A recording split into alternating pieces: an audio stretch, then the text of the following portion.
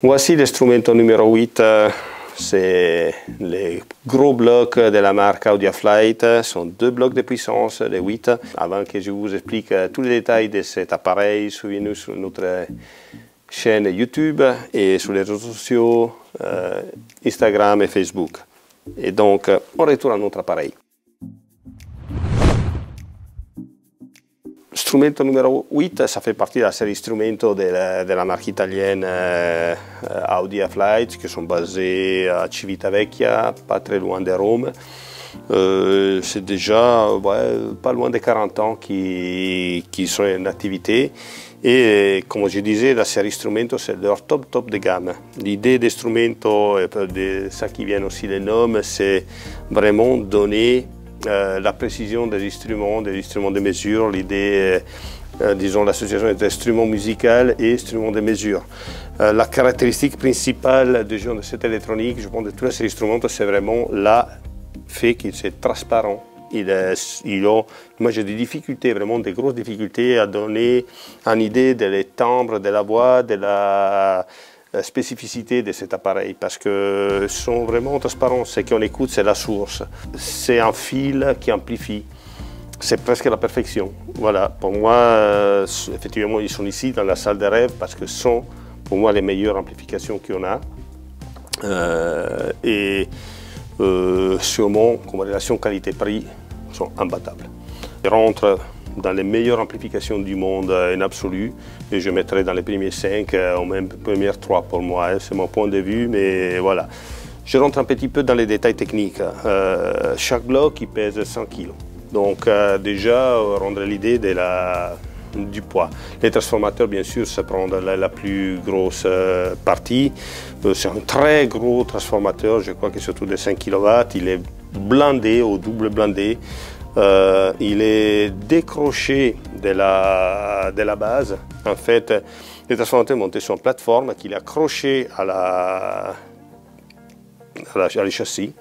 Et quand on appuie les instruments sur une base, on se rend compte qu'avant tout, il touche, c'est le transformateur qui touche le sol, et après, il descend encore un demi-centimètre toute la carcasse de l'amplificateur sur lequel sont montées les électroniques, qui sont leurs 4 pieds à part. Donc, ça, empêche au transformateur de transférer les vibrations, mais aussi, disons, à niveau électromagnétique, diffusé à travers les corps d'aluminium de la base ou en acier de la base. Les capacités d'alimentation sont énormes, je pense qu'on parle autour de 200 000 microfarads, donc pas que des alimentations. Après, les circuits ont aussi, je ne sais pas combien de condensateurs, pour beaucoup de plus petites tailles, 6800 micros chacun. Ceci pour effectivement donner des vitesses. En fait, la bande passante de cet appareil, on parle de 0,1 Hz jusqu'à 1 méga ou 3 mégas, je ne me souviens plus de toute façon qu'est-ce que c'est raisonnable à voir. Avec effectivement, une linéarité absolue. Ils sont vraiment des appareils qui sont extrêmement linéaires. Ils n'ont pas un voie à eux particulier, sinon celle de la source à laquelle il est connecté. Sont des amplifications en fait à transimpédance, donc toute la partie pour driver la partie de l'étage final, il est à transimpédance. Et il n'y a aucune contre-réaction sur l'étage final. Donc ça c'est la particularité des Audi en général. Naturellement, ils sont symétriques et asymétriques, ils ont toutes les possibilités. Ils sont vraiment extrêmement puissantes. On parle de 500 watts sur 8 ohms, 1000 watts sur 4, 2000 sur 2, mais il peut descendre encore. On a même connecté à des enceintes qui allaient à 1 ohm, voire un peu moins d'1 ohm.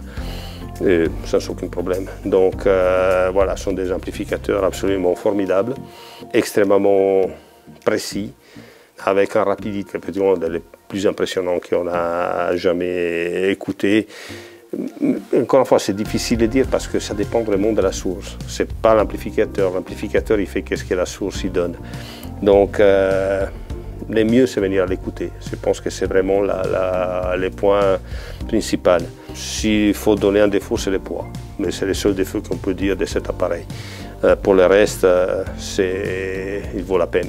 C'est pour cette raison qu'ils sont dans la salle ici, notre salle qu'on appelle la salle des rêves, parce qu'ils sont capables de donner des émotions et de piloter tous les enceintes et avec enfin même la relation qualité-prix comparée à des autres confrères, ils sont exceptionnels. Je pense effectivement il n'y a rien comparable. Et en performance, on rentre dans l'absolu.